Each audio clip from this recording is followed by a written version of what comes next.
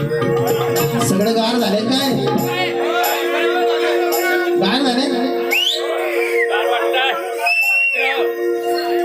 तू दिसली नाही की मनात या भीतीचं वार सुटतंय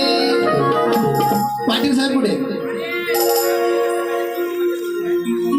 अगं तू दिसली नाही की मनात या भीतीचं वार सुटते जवा बघतीस तू पाटलांकड जवा बघतीस तू माझ्याकड मला आमदार झाल्यासारखं वाटते जवा बघतीस तू माझ्याकड मला आमदार झाल्यासारखं